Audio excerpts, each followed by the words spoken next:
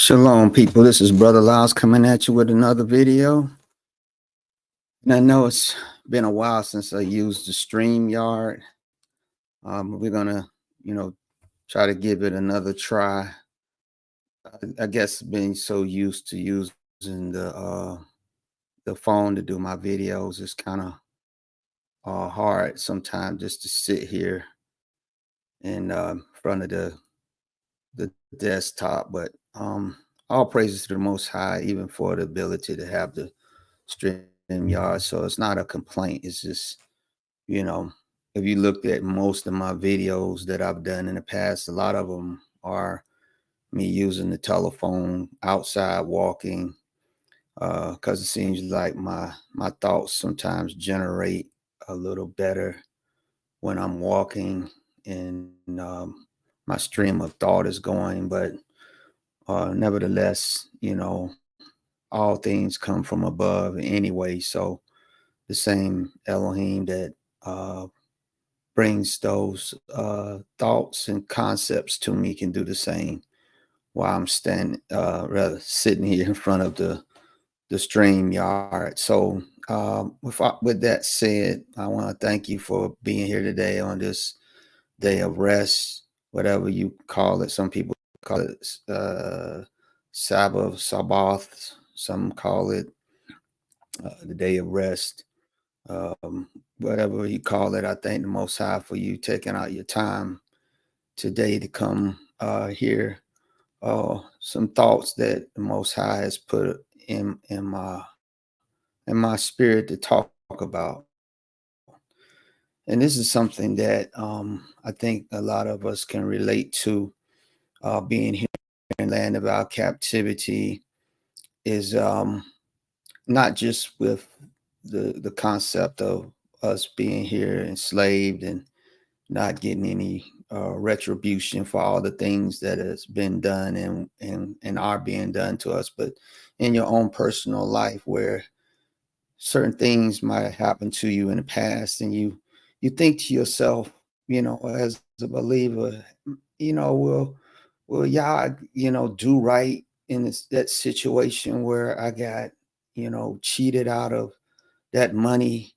Will y'all do right in that situation where I might have been in a relationship with someone and they did me wrong and it seemed like they got away with it? You might have the stories, you hear the stories of the young women or the young men that might have been married to someone, and they, got caught up maybe in a relationship where that person did them wrong, maybe, cheated on them, and then they divorced and they move on to that one that they, cheated on, and their life seemed to be better, and yours seemed to have nosedive because you put all your time and effort into the relationship and they never did, and you wonder, man, is the Most High, is he going to do right toward me in that situation where it seemed like that person got over on me?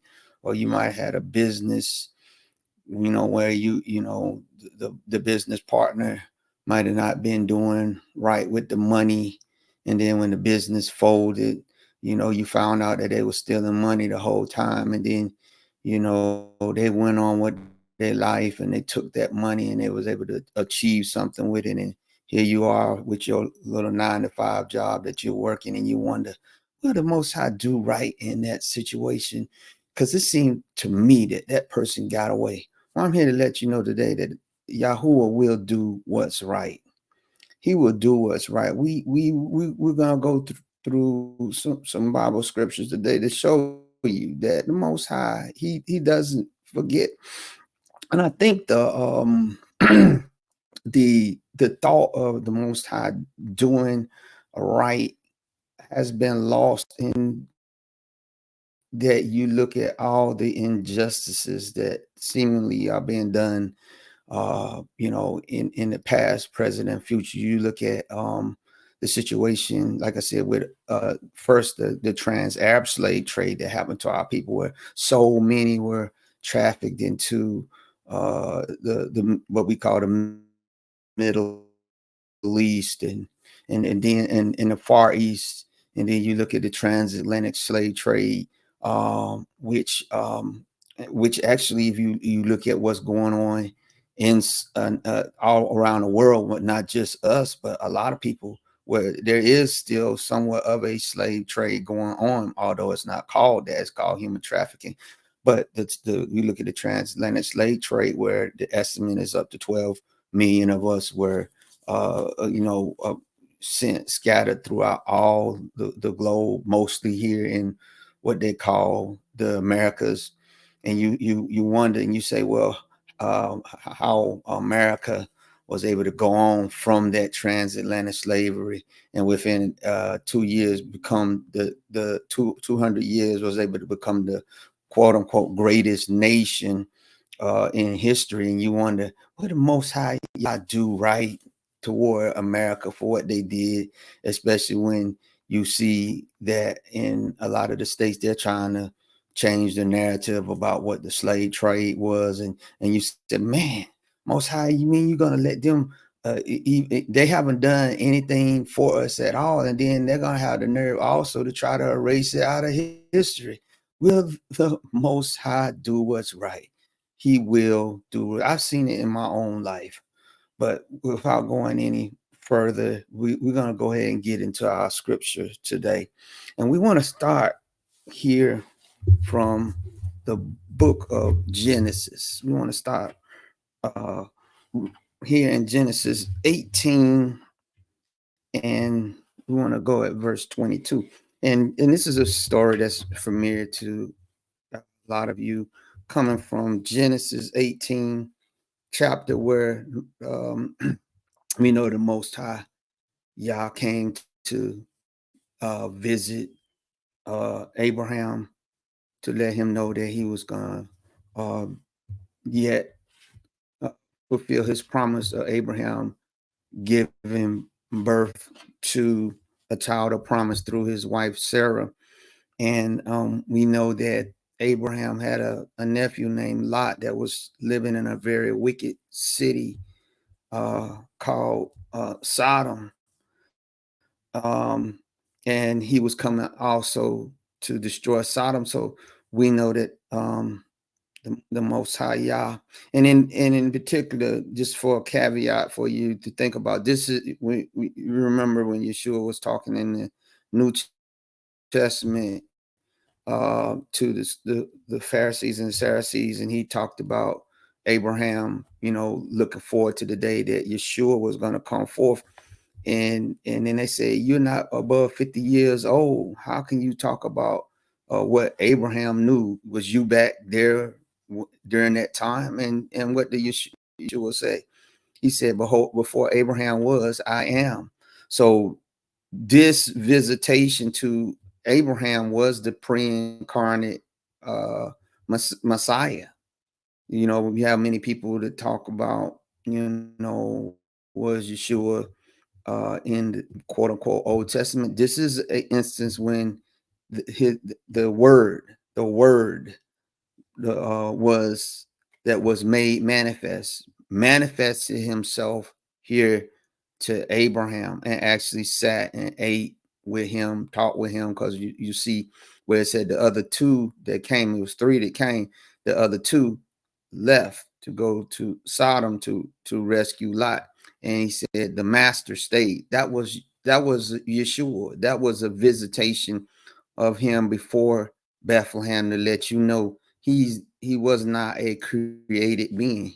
From everlasting to everlasting, he is Yah. But okay, that's wanted to bring that part. But let's just go to we're gonna start reading at verse 22. And he said, and the men turned their faces tense and went towards Sodom. But Abraham stood before the master. And Abraham drew near and said, wilt thou also destroy the righteous with the wicked? Peradventure there be 50 righteous within the city. Wilt thou also destroy and not spare the place for the 50 righteous that are therein? That be far from thee to do after this manner, to slay the righteous with the wicked. and that the righteous should be as the wicked. That be far from thee. Shall not the judge of all the earth do right? And this is the question which Abraham knew the answer, but he was just having a dialogue with uh, Most High. He was just having a dialogue with him and rehearsing to him, hey, look, I got some concerns here because I know how powerful you are. And if you go down there to Sodom and Gomorrah and destroy it, I got a nephew down there named Lot. Now he isn't the sharpest tool in the toolkit, because why would he dwell in the midst of all these wicked people? I don't know why he is. I already rescued him from Sodom and Gomorrah when they got kidnapped, but he went right back down there anyway. But still, Most High, he is my nephew, and he does have a family down there. And I'm just concerned that you would destroy the righteous along with the wicked. But that be far from you, because I know that the judge of all the earth is going to do right. And I'm here to tell you, he did right. He even got down to, because think about what happened in Sodom and Gomorrah.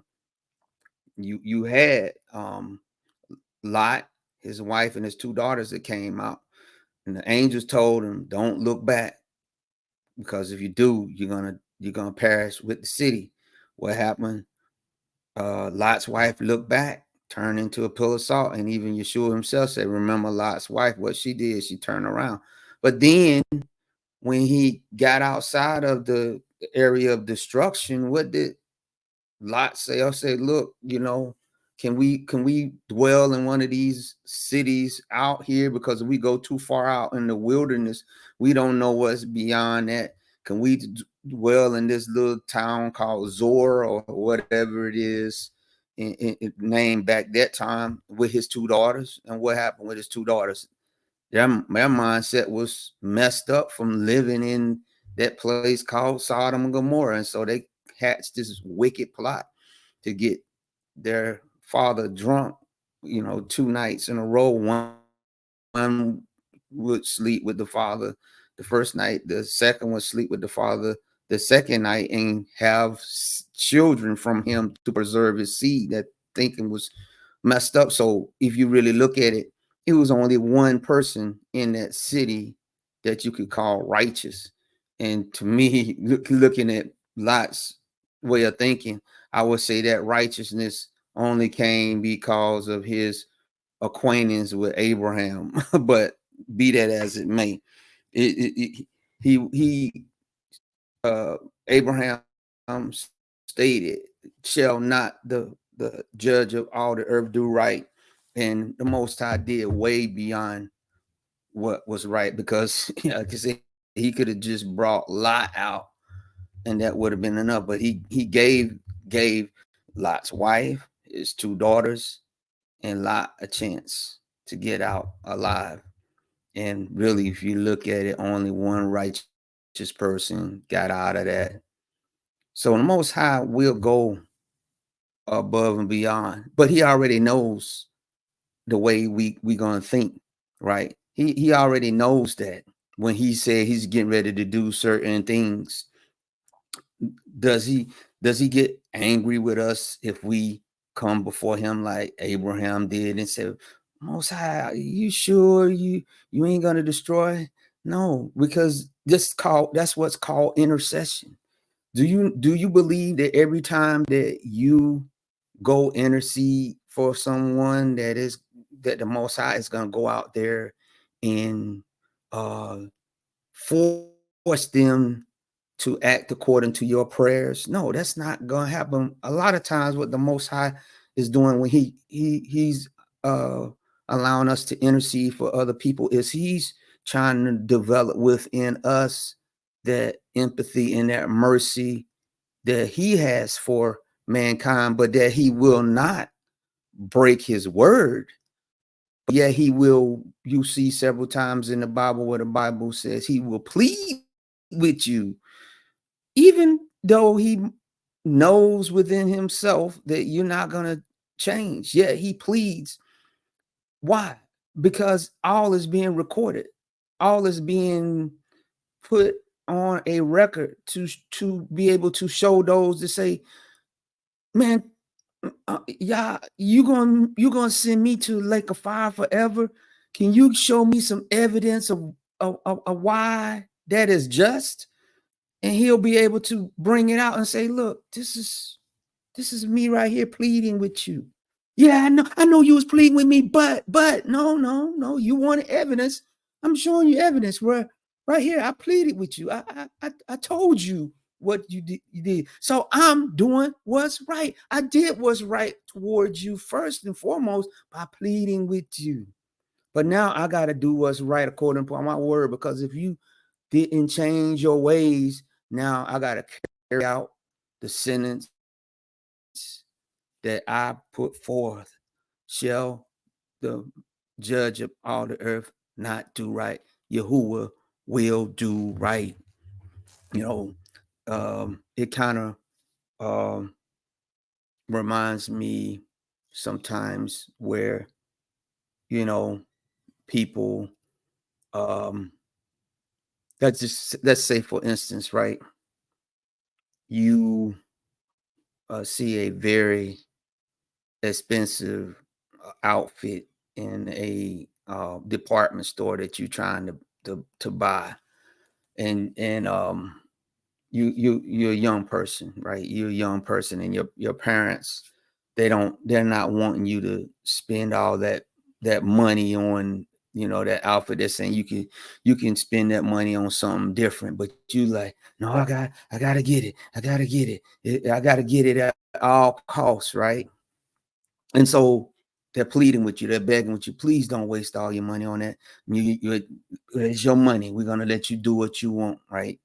And so you take they say, okay, this is your allowance for the month. You want to spend all your allowance on on the month on that. It's your, but once you spend it, you ain't getting no more for this month.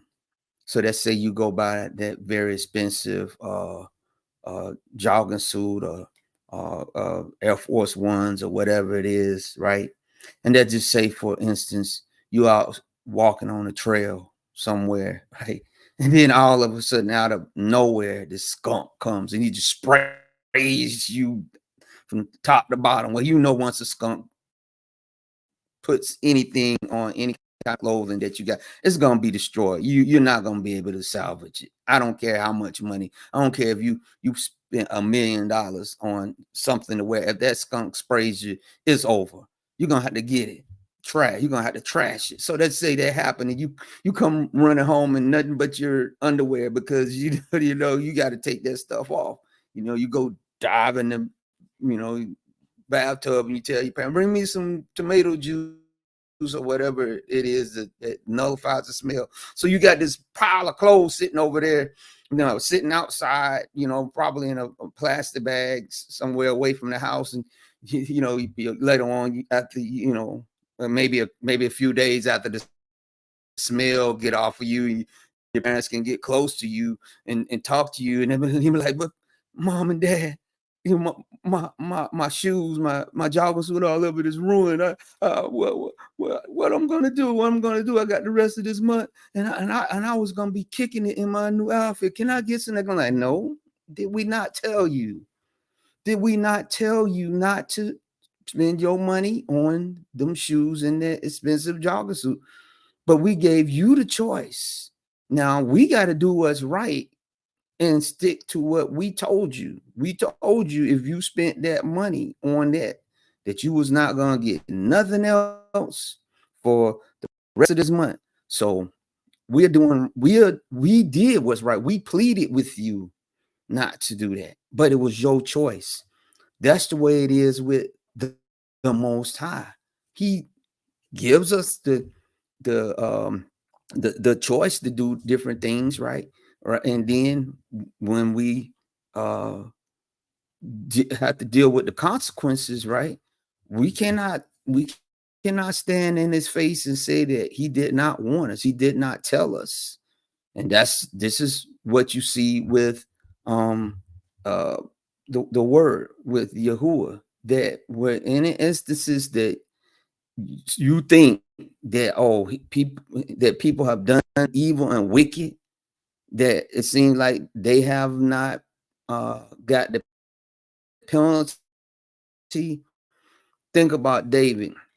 David in one of the Psalms said, you know what? I almost fainted because I seen it seemed like the rich and wealthy were getting over, and those that were poor and miserly were just getting poorer and poorer. But it seemed like the wicked and all those that was doing well. Think about David. Think about when he was on the run from Saul, right? And he came up against Nabal, right? The Canaanite. And David and his men were guarding his sheep for him, unbeknownst to him, and helping the shepherds fight off different roving bands. And then when he went to Nabal and said, hey, look, I know you don't owe it to me, but me and my men were um taking care of your shepherds out there. Could you give us just a little something to eat, right? For our time, you know? And then what Nabal said, he said, man, I don't care about you, David. He said, what, you just like all these other people that have fled from their master, because I guess the word was out that David was fleeing from Saul.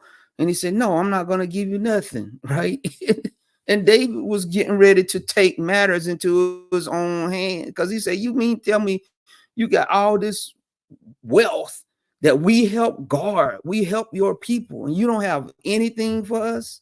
And he was getting ready to go out and wax everything that belonged to Nabal out. And then the Most High, working through Abigail, Nabal's wife, came to David, said, here, look, my husband's name is fool, is a fool, because that's what Nabal meant. And he lives up to his name. He said, here's some food and different things.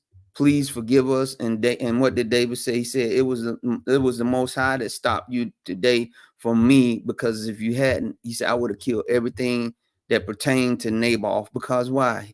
He was probably thinking, oh, the Most High, he ain't gonna react the way I need him to react, so I'm going to take things into my own hands, because I don't think he's going to do what's right.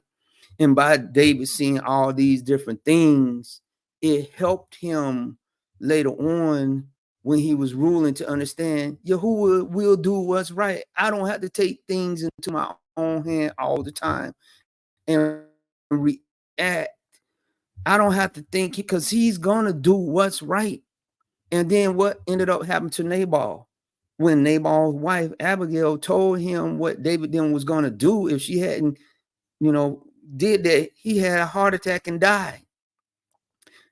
The very day that a couple of days after she told him, he had I guess a stroke or heart attack or whatever, and died a couple of days later. And David, when the word got back to David, hey, Nabal is dead, he went back, and Abigail would have been his second wife, because he had already married Michael, but he was on the run. But Abigail was going to be his wife because of that. Now think of David, if he had went and tried to do what he thought was right, and he would have killed off Nabal, Abigail, everybody, that would have never been written in the Bible. Abigail wouldn't be would have been dead. We wouldn't have probably never heard about Nabal, none of that stuff. But the Most High let that be written in the Bible to show that you don't have to always take things into your hands to try to make it right. Yahuwah will do what's right. Then we have Hebrews. We're going to go to Hebrews 6 and 7.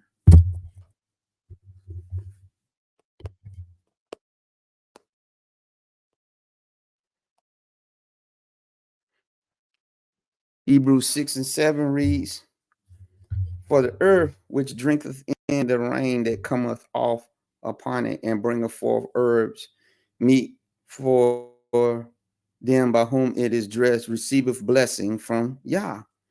But that which beareth thorns and briars is rejected, is not unto cursing, whose end is to be burned.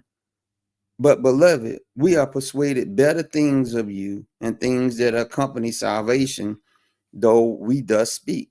For Yah is not unrighteous to forget your work and labor of love, which ye have showed toward his name, in that ye have ministered to the saints and do minister. Now, the analogy that the author of the book of Hebrews is giving that is that Yah every day rain on the land.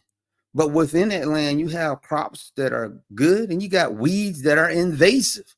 Both of them are going to receive the rain, right? But what will happen is it'll seem and in a way it is sometimes it can be true depending on what you do. You can see that in your yard, if you don't try to stop it, that the weeds seem like they can populate and take over and just take over the grass. Or if you got we got a garden or something, you got all these weeds. So because that's part of what, that's part of the curse that he told Adam was going to happen, that man was going to bring forth not just crops but thorns and thistles. But that the Most High, right, in that he he's raining the rain on the just, right?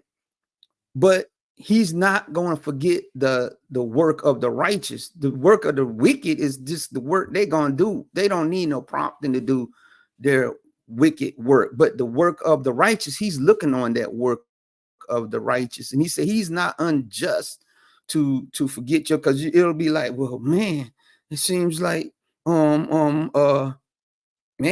you blessing the wicked right along. What's the incentive for me as a righteous person to live righteous if the wicked gonna get blessed with the same blessing that I get? No, it's just that they're getting the runoff of him trying to sustain you, right? But he is looking on your work. Your work is gonna be blessed. The work of the wicked. Now think about this. Going back to the wicked, making millions and millions of dollars, going out, maybe setting up charities to do this and that, to clean their money up, make them look good, and they go throughout all their life, in the limelight, and everybody praising them and everything, and they're wicked. But here you are, just you making it, you're not in the news, you're not in the spotlight, but you're living a righteous life. At the end of the day, when that wicked person dies, right, you might not see it, you might not be there today. He said everything that they have done will be burnt up, but he said your labor of love will not be forgotten. What did he say here? He said he said he said he said, for Yah is not unrighteous to forget your work and labor of love, which you have shown toward his name, and that you have ministered to the saints and do minister. Because Paul said, I'm persuaded of better things of you than that you are going to go out there and try to accumulate wealth unrighteously and different things like the wicked. Because you got to know that their stuff is going to be burnt up. All of that is going to be burnt up at the end of the day. Only that what you do for Yeshua is going to last. Yahuah will do what's right. You might not see it in this life. And we can attest to that when we look at slavery, about how our ancestors were treated, how many of them died in very horrible, terrible ways. Died. And we can look at that with the Black Wall Streets, where everything that these people had might have been burnt up. Many of them could have lost their lives in very tragic and horrible ways. And it seemed like the wicked are going to get away. They'll take over that land, and they'll bulldoze it over, or they'll do like they did down in Lake Lanier, where if the reports are true, that they might have killed a number of people, and then just left them there in that town, and then and flooded it over with water and turned it into a lake, and where people can go and inspire, what's going on. But look what happens from time to time when people are out there on that water. What's happening? People, are dying, drowning in there. I would say myself, that's a sign right there that is something. It's such a thing as a land that is cursed, that even like the Devil's Punch Bowls down there. And I don't think it's just Mississippi, but in particular we talking about the Devil's Punch Bowls down there in Mississippi, where they threw put all them black people after the Civil War, and let thousands of them drown. I mean, not drown, but die from sickness and disease. And they said today is covered with groves of peaches, but nobody goes eat those peaches because they understand that land is cursed. And if you really look at the overall condition of the state of Mississippi, it is a bad place to be, in the sense of, for if you are as a black person, you look at what's going on in Jackson, Mississippi, and all them other places, because the Most High is not going. He's not going to let the wicked get away. They might seem like they're getting away right now, but it's going to catch up with them, because Yahuah will do what's right.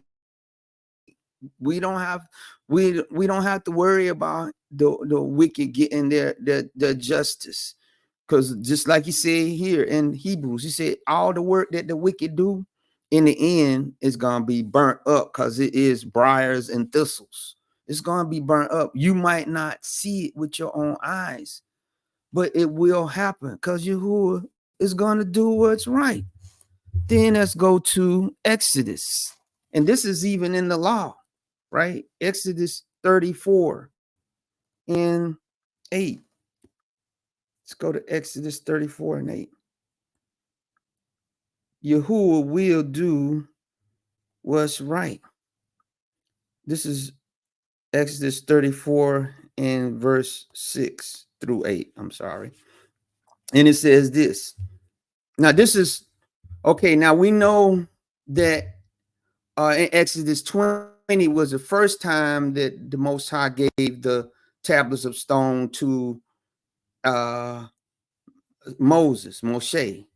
And he wrote them with his finger, the Ten Commandments. But we know what happened with that when the people had their orgies and different things, and the Most High told Moses, go down and talk to these people, because they are already in backslid right here in front of me. They're doing all this wicked stuff. And we know that Moses went down there with the tablets.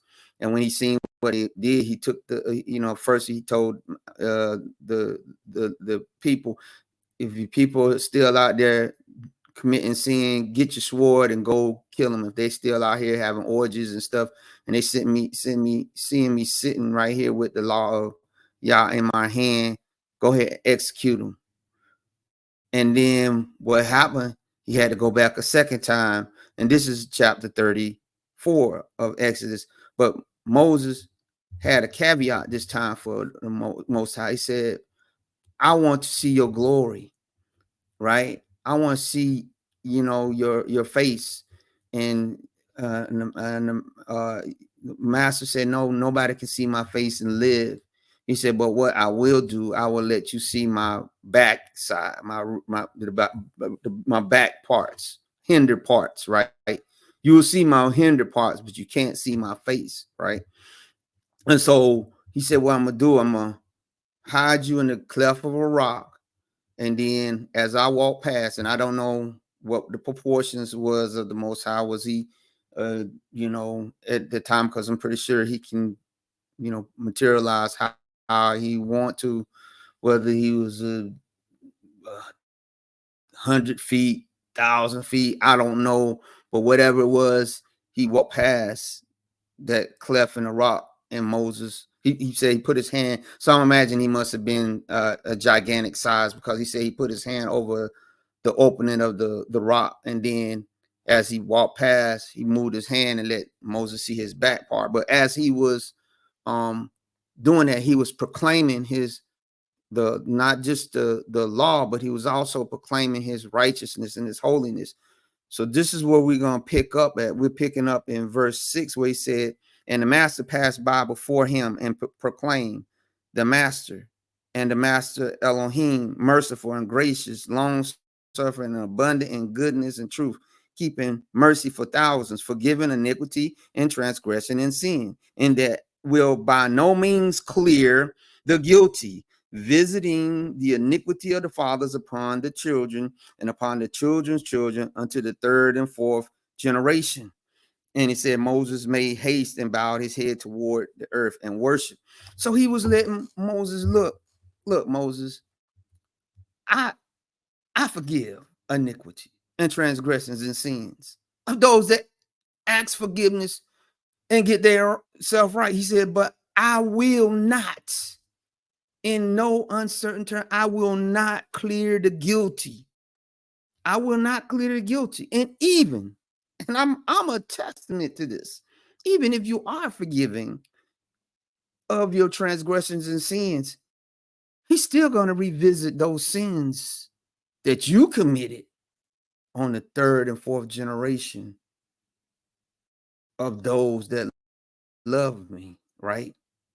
He's going to revisit those sins on your children.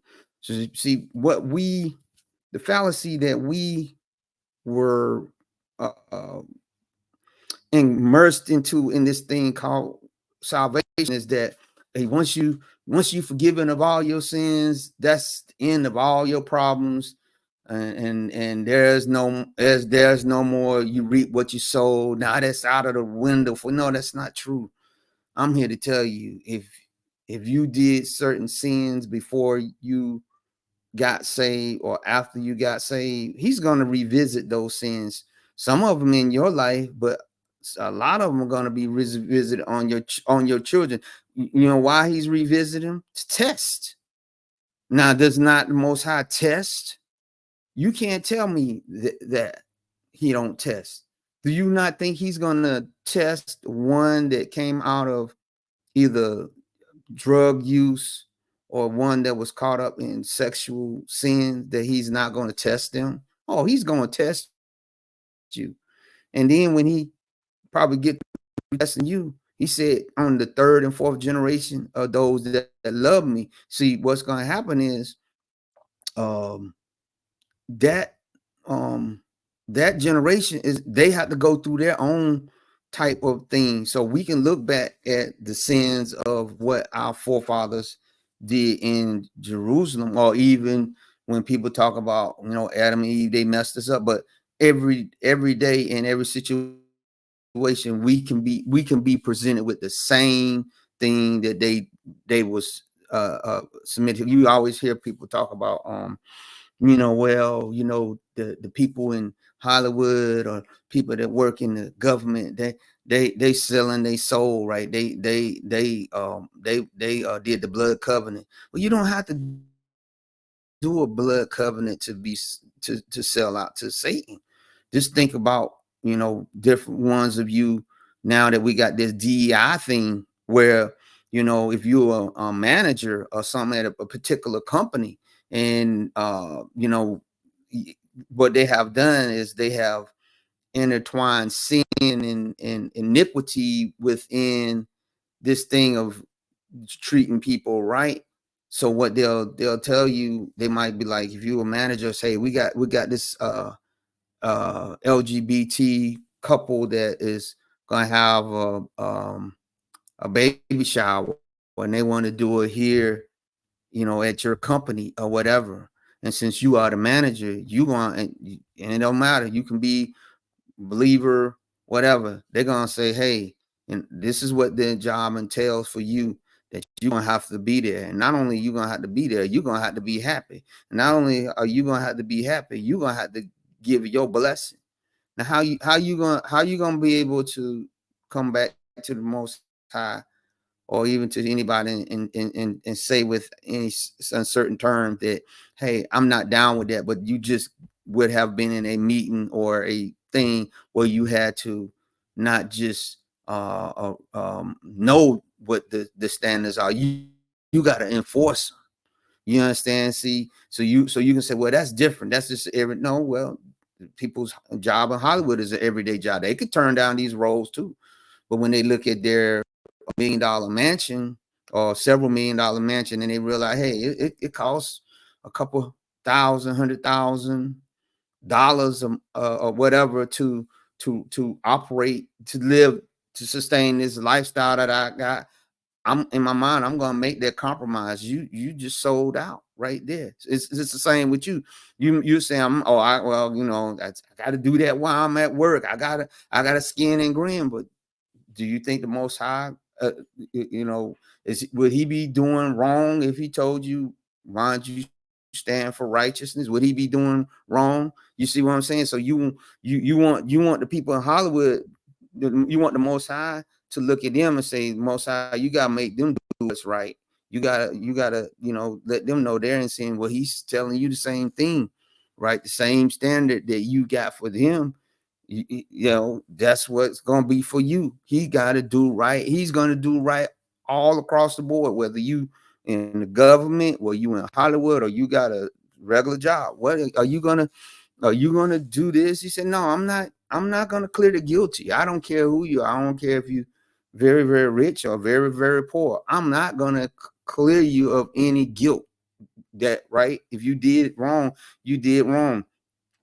Think about this situation. And I know some of you that might hear this video might not agree with me, but I already stated to you in one of my videos, I believe that before these elections of the Democrats and Republicans is over this year, you're gonna have, like I said, black people killing each other over this election, over this, what's going on with Donald Trump, what's going on the border.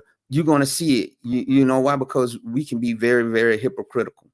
Now, this is a situation we already know about, the thing that happened down there in Georgia with the district attorney Willis, that was doing the investigation into the election interference in Georgia, which I do believe that Donald Trump is guilty, right? But I already told you, I don't believe that they'll ever let an American president go to jail, because if they did do that, then their system would crumble, right? So I don't believe that they are. But be that as it may, um, why would you first and foremost, you had to have done background checks on this woman, right? If you are the Democrats just trying to get rid of Donald Trump, when you try to make sure that this woman's record is squeaky clean, right?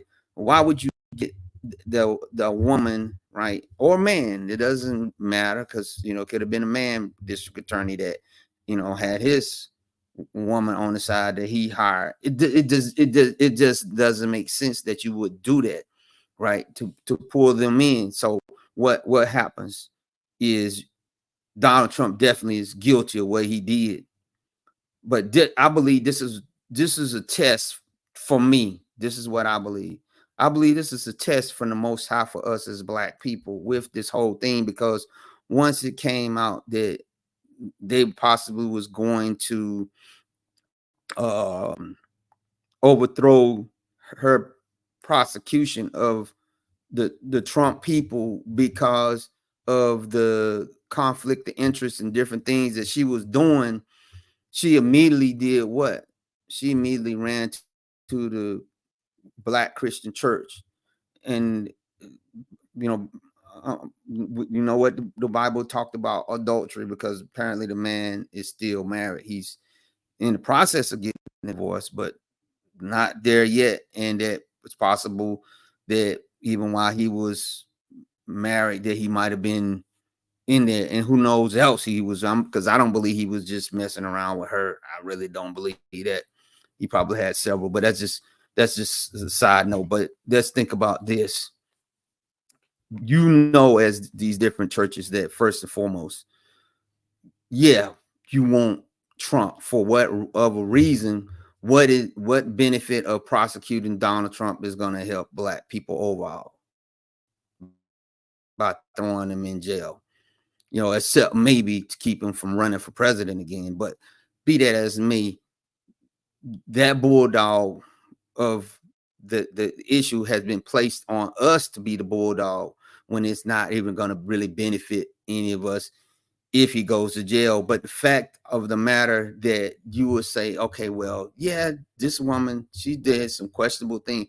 She definitely has uh broken many, many commandments, right? That the Most High said, thou shalt not commit adultery, thou shalt not uh bear false witness, which is lying, none of these things, right? She's done all of this, and you as a Christian church, a black Christian, what my belief on black Christianity and period. But you're gonna basically get behind, say, oh, that doesn't matter. What matters is she got to get Donald Trump. So we all ain't perfect or whatever, but you promoting this up, you're getting behind this kind of behavior. And when he said we should not have fellowship with the unfruitful works of darkness, but we should rather reprove them, because we as black people, and even though I'm not part of that, I'm still part of the whole. So I get the same, whatever judgment come down on us as black people going to come down on me. He said, because you don't uphold overall righteousness. Yeah, continue to tell people Donald Trump needs to be be prosecuted, but you've done wicked. We got to reprove this. We can't let you come up here and justify. I know I got some thing, but I was prosecuting Donald Trump. But you doing all this out here, doing all this wickedness. I'm here to tell you, the most Yahuah will do what's right. He gonna get Donald Trump.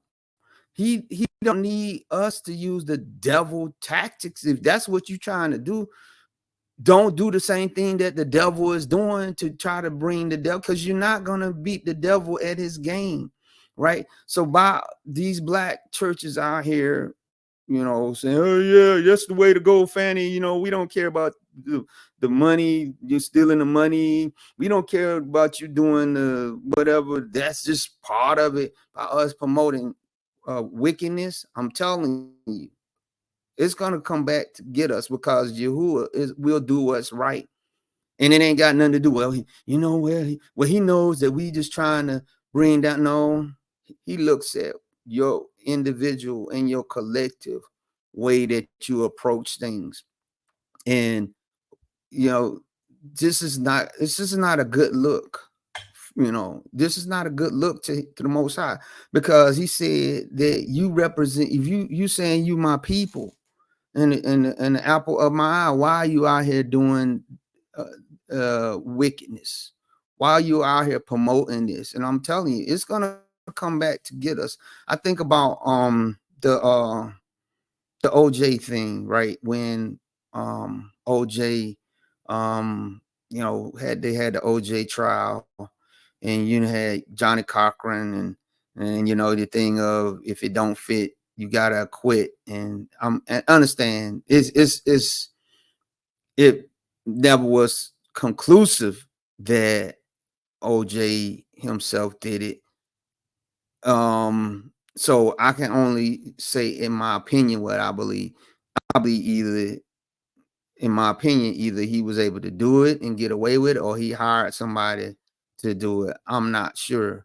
But either way, when black people rejoice, black people, I understand you're thinking, because I was the same way at that time. I was a Christian back then, and my thinking was, oh yeah, right. Finally, the justice system that they unfairly judged us with, and they got away. Now we're gonna use their same justice system, and we know OJ probably did it, but he gonna be a getaway. Hooray, hooray, hooray! Do you not know that makes the Most High angry?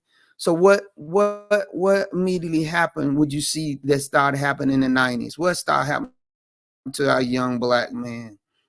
Tell me. They start getting locked up. You remember the 94 crime bill? What happened? What happened? Started happening to our young black men?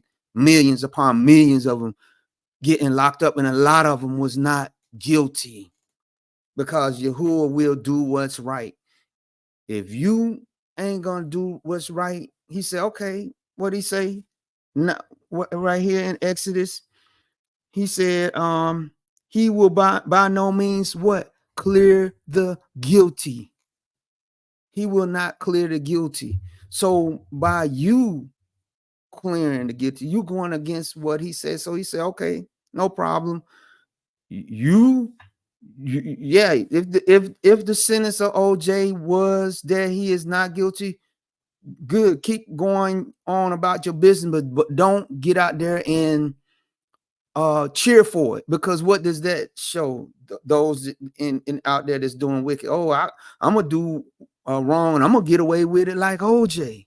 See, we were sending out the wrong message. We were sending out the wrong message, and it came back to bite us, because how many of our young men and young women got locked up, and a lot of them, either they were not guilty, or they what they was doing was low level. It was not a kingpin type thing. All the ones that got caught up, all the ones that got um evidence planted on them, and all these different things. 3 strikes you're out. The Most High will do what's right. He ain't gonna do what's right for black or white. He gonna do what's right. And when I believe in my heart of hearts, when he seen our attitude toward that, he said, okay, that they're envying the oppressor. They seen how the oppressor got away with wicked and evil, and they envying that. Now you're saying, well, I don't care if it keeps my loved one from getting locked up. I don't care how it works. Well, you should care, because the Most High care. He said, I will deliver you. I don't need the Most High said, I don't need the devil tactics to let you get set free. Because first of all, my people, mine, I'm not going to let them go off into that situation anyway. I'm going to preserve them through that. But this was our people attitude. And so we look at this thing, like I said, with Fannie Willis, what she did. And yeah, she might go on, but they already said that, because this has thrown the case off, that the court thing is not going to be probably over. It's definitely going to be completed before the election. And besides that case, I don't think it's any other case besides the civil cases that's tying Donald Trump up. And these people, the MAGA nation, they're gonna put whatever money they need to behind to get Donald Trump out of those situations. That I could be wrong. They could maybe get tired of him or whatever between now and then. I doubt it.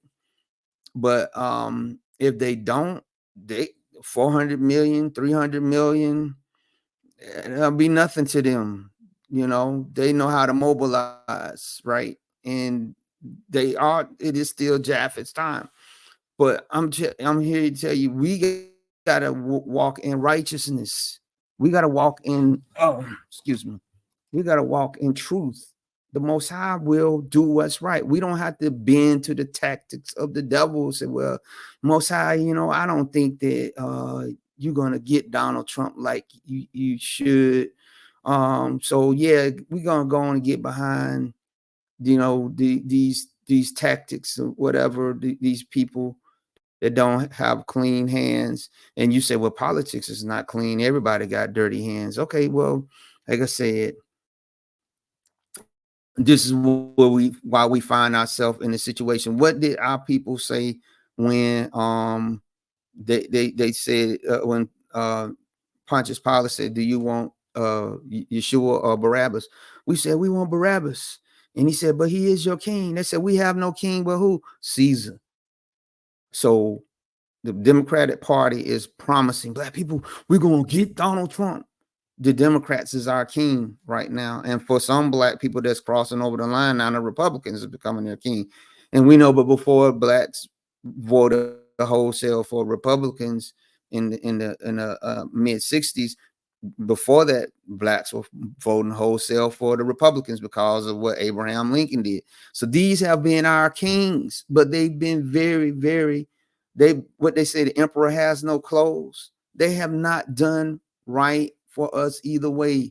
You know, I stated about the Republican when they did the great compromise that destroyed the gains that were made with Reconstruction. Remember that. Now it's the same way with what's going on with the Democrats. They gave us the civil rights legislation and different things, but then they turned around and twisted it and got it to be beneficial for everybody but us. But these are still our kings. Now it's kind of shaky where you are seeing some of the people cross over, but either side is not. Can't we see either side is not going to do what's right, but Yahuah will do right because we don't think he's going to do right. And so then let's go to Luke 13, and we're going to be getting ready to end in a few, but we want to go to Luke 13 and 9. No, verse 1, I'm sorry. And it says here, and there were present at that season some that told him of the Galileans whose blood Pilate had mingled with their sacrifices. And Yeshua said unto them, suppose ye that these Galileans were sinners above all the Galileans, because they suffer such things? I tell ye nay, but except ye repent, ye shall all likewise perish.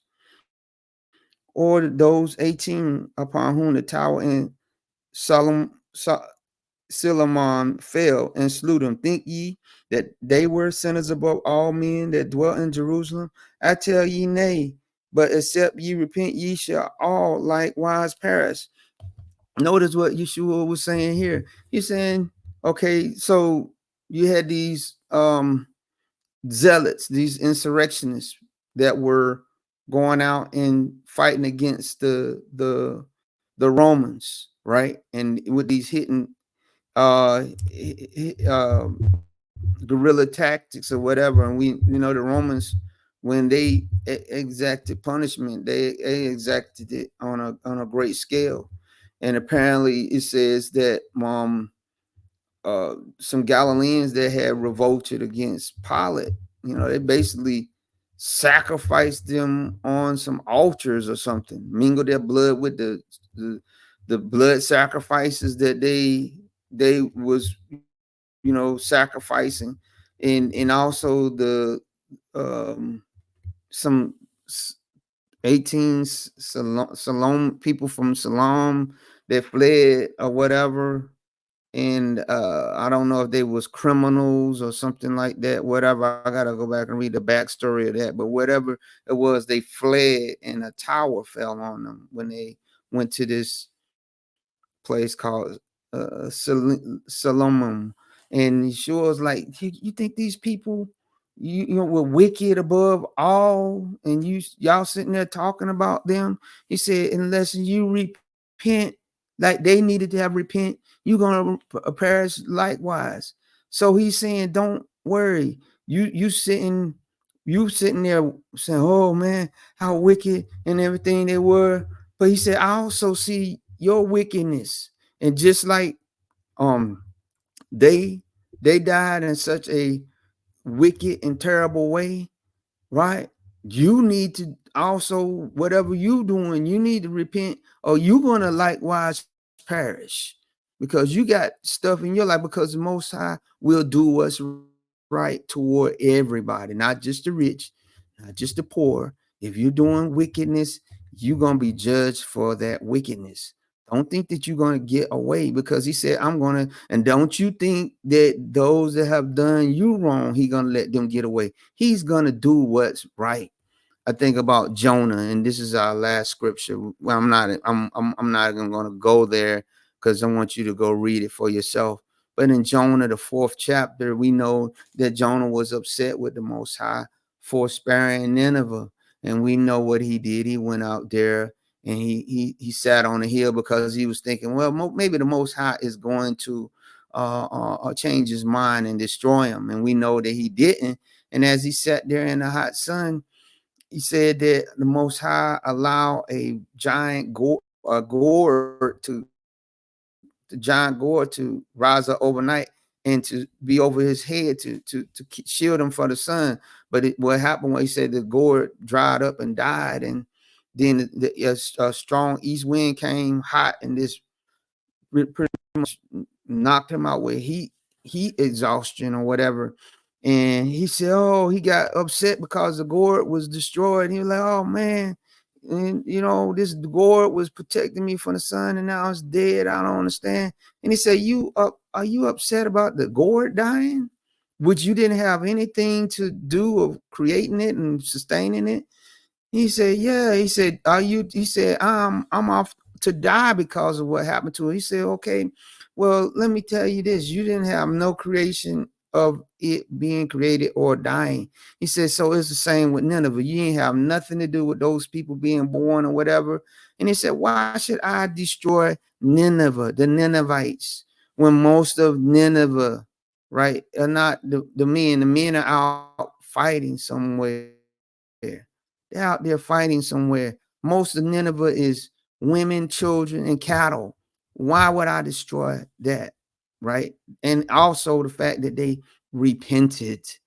They repented, because you can remember back, he said that sackcloth was put over everything, babies, animals, whoever. Right. And he said they repented of this. And so Jonah's sitting here thinking that the Most High was not going to do right, but he did do right. What he was upset was what the Assyrians had done to the northern kingdom. They decimated it, but why were they able to decimate the northern kingdom? Because they were in sin and they were in judgment. And that's what he did not want. See, you want the Most High to do right toward the Assyrians, the Ninevites, and destroy them. But then when he tries to judge the northern kingdom, and well, because of the wickedness that they was doing, oh, that's different. No, he's going to do what's right across the board. And that's what I'm here to tell you. In the last days that we're in, you got to do what's right, not because you're a black Hebrew Israelite or black Christian or black this or white this or Chinese that. You got to do what's right because Yahuah will do what's right. And if that means that he got to judge you, then that's what he gonna do. Because just as some of us look out here and see some of the crimes and stuff that's committed against us, yet within our community, we know it's a lot of crime committed on each other. So when you have a black mother out there who had a child that might be out there playing in the playground and it got shot by an Aaron bullet, is it wrong, right, for the Most High to now judge that community? Because first of all, the community wouldn't tell who it was that was out here with the gunplay that killed innocent people, right? Or if you was like I said, oh, you was the one, the Most High was going to do right. And this is why we find ourselves, like I said, in a lot of situations. We gotta get right, because the Most High is not gonna clear the guilty. He's gonna do what's right. But a lot of times, right, the best thing for some of us is to ask for mercy, and we better also be willing to extend mercy sometimes and sell to the Most High. Most High, I know that you got to do right, but remember, he said he he will forgive of those that are obedient to his commandments, meaning you're not just asking for mercy and just continuing going back out there to continue to do what you're doing. If you're going to ask for his mercy, it's going to be because you ready to make a change. And when you're ready to make a change, then he will do what he needs to do to bring it. But that's still, like I said, he still will visit those different things upon you and upon your descendants, because he got to do what's right, because he said you reap what you sow. So I hope this message was eye opening to some of you when you sit back and think, well, I don't think these people are never going to get they just do. No, it might just be maybe not in your lifetime, but eventually the Most High will do what's right toward the Western nations. He's going to do what's right toward us in wickedness, or even like the stuff that's going on in Haiti. A lot of people say, well, and I say it too, that the Western powers will never forget what they did in Haiti to the French, but also how did they go about to do what they did? Did they indeed convene with devils and different things, ask them for the power? And if you do that, the Most High gonna do what's right and turn you over to them and let them until you turn away from your wickedness. Yes, He will.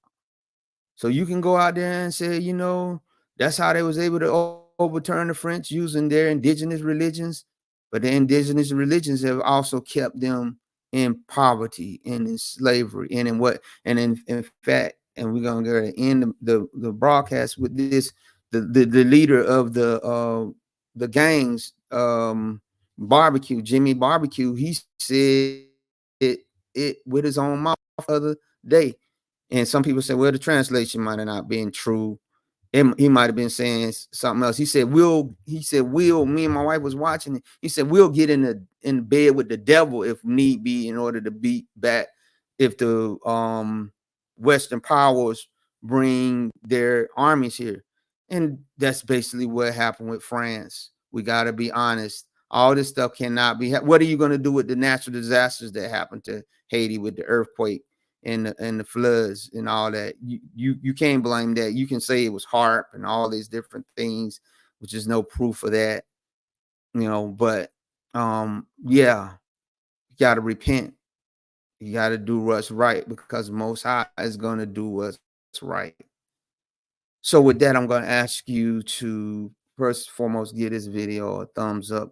I'm actually leave a comment. I'm going to ask you to subscribe, and I'll ask you to pray for our people that we will get ourselves right. We are living in the last and evil days, and it's a come for us to know that we are saved and we're living a righteous and holy life for the Most High Yah, because He will do what's right for Him. Be blessed.